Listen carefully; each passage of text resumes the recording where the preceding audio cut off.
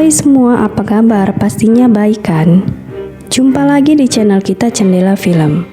Hari ini Jendela Film akan menceritakan film yang berjudul No Mercy. Langsung saja, ini alur ceritanya.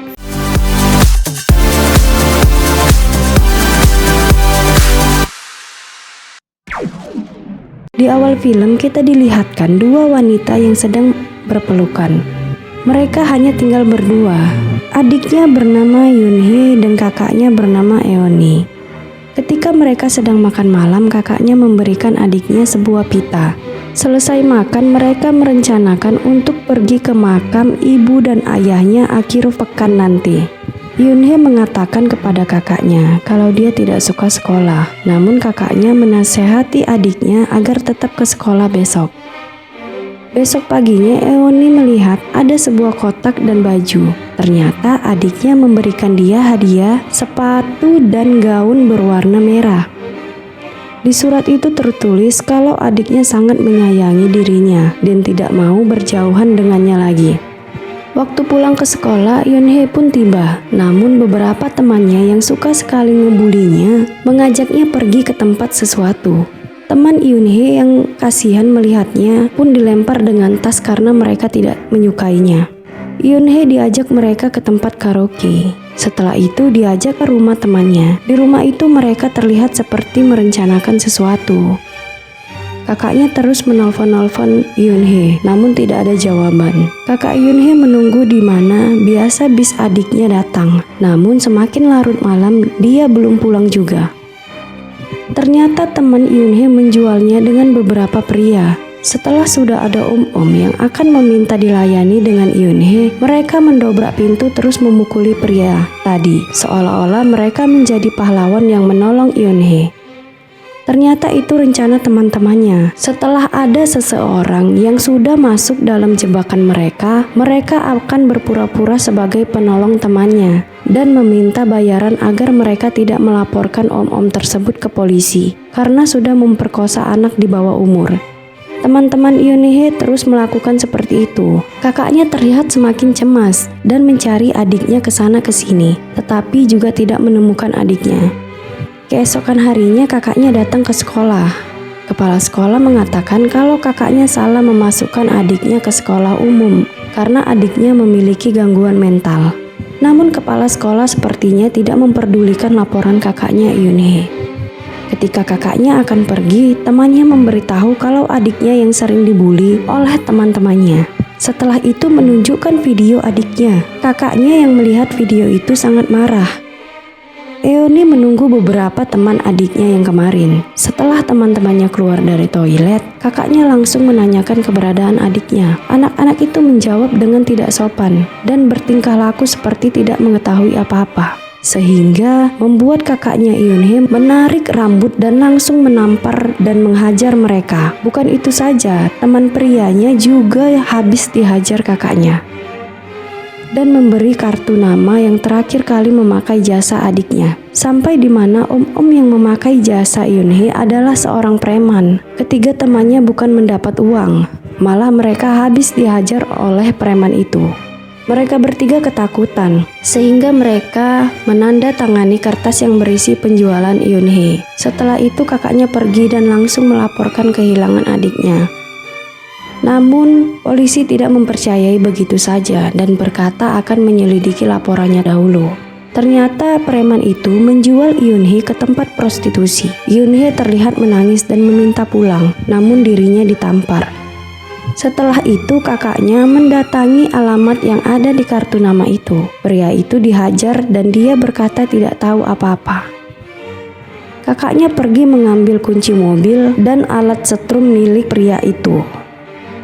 Yoonhee dipaksa untuk menghisap kelamin pria tua itu. Terus kelamin pria itu digigit hingga berdarah.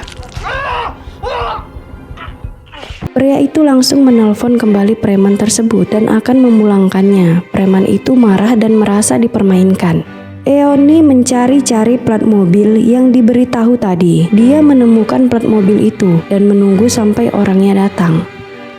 Tidak lama pria itu masuk ke dalam mobil. Di perjalanan kakaknya menabrak mobil pria itu dari belakang. Pria itu pun disetrum dan diikat lehernya. ketika pria itu menabrak mobilnya, membuat kakak Yoonhee dihajar oleh pria itu. Namun dengan kelincahan Eoni, dia berhasil mengalahkan preman itu. Eoni yang datang ke tempat itu dan ternyata dia melihat pita yang diberikan ke adiknya kemarin. Langsung mengambil pita dan Eoni yang penasaran langsung menanyakan keberadaan adiknya. Namun dia datang terlambat sehingga adiknya sudah dibeli dengan seseorang. Membuat Eoni yang mendengar menjadi semakin emosi dan menghajar habis pria tua itu. Wanita itu mengatakan kalau adiknya kemarin meminjam handphonenya untuk menelpon kakaknya, namun tidak ada jawaban. Setelah itu dia menelpon minimarket. Terus datang seorang pria berpakaian yang sangat rapi dan memberikan mereka uang. Setelah itu mereka tidak tahu adiknya dibawa kemana. Wanita itu langsung memberi nomor handphone minimarket tersebut. Yoonhee tidak mengenal siapa yang membawanya. Ketika pria itu sedang keluar membeli sesuatu, Yoonhee pun berusaha kabur. Yoonhee ketahuan dan diseret keluar dari bis itu. Pria itu berkata kalau Yoonhee adalah adiknya yang sakit jiwa. Sampailah Eoni di minimarket yang ditelepon adiknya. Yoonhee memang sering berbelanja ke minimarket itu. Pemilik minimarket yang tahu kalau Yoonhee memiliki gangguan mental langsung memperkosanya dan mengatakan kepada beberapa temannya. Pemilik toko itu habis dihajar Eoni dan menjepitkan jari-jarinya di pintu sampai putus. Selanjutnya Eoni ke studio foto, di mana pria itu teman dari pemilik minimarket yang pernah memperkosa adiknya juga. Pria yang berlagak tidak mengetahui Yoonhee langsung dilempar dengan bingkai foto. Dia juga berkata ada seorang temannya yang juga memperkosa adiknya yang bekerja di bengkel. Eoni langsung datang ke bengkel itu dan memukul tangannya menggunakan martil besi dan menginjak tangannya menggunakan tumit sepatunya. Eoni juga menurunkan penahan mobil di bengkel itu, membuat pria itu terjepit. Ternyata ketiga pria yang dihajar oleh Eoni lah yang menelpon pria yang membawa Eoni sekarang. 3 tahun lalu pria itu sedang membetulkan mobilnya di bengkel. Namun pemilik bengkel memperkosa Yoonhee di dalam mobil itu. Pemilik mobil mengetahui ada celana dalam di mobilnya dan mencari tahu siapa pemilik celana dalam tersebut. Pria pemilik mobil pun juga memperkosa Yoonhee sehingga membuat Yoonhee pulang sekolah sering terlambat. Eoni yang curiga melihat adiknya sering pulang malam mengikuti adiknya. Dia melihat adiknya masuk ke dalam mobil mewah. Eoni pun terus mengikuti mobil itu. Ternyata adiknya dibawa masuk ke dalam hotel. Adiknya diberi minum jamu dan beberapa obat, sehingga Eoni yang melihat langsung menyucuk mata lelaki itu dengan besi dan membawa adiknya pergi. Pria itu adalah supir pria yang matanya ditusuk oleh Eoni. Dia ingin melakukan balas dendam karena kejadian itu. Pria itu pun berhasil melarikan diri saat Eoni akan menembaknya. Di perjalanan, Eoni terus menabrak-nabrak mobil lelaki itu. Namun hanya tangan pria itulah yang kena tembaknya. Eoni pun kehilangan jejak karena ban mobilnya masuk ke dalam lubang. Setelah itu supirnya dibunuh karena ketahuan berkhianat. Mayatnya dicor untuk menghilangkan jejak. Eoni yang sudah tahu keberadaan adiknya langsung datang ke tempat itu dan menghajar semua orang yang ada di sana. Dia berhasil menyelamatkan adiknya dari pria yang tidak mempunyai hati itu. Eoni membawa adiknya pergi dan di mobil dia terlihat banyak mengeluarkan darah dan lemas. Eoni pun membawa adiknya pergi jauh meninggalkan kota itu.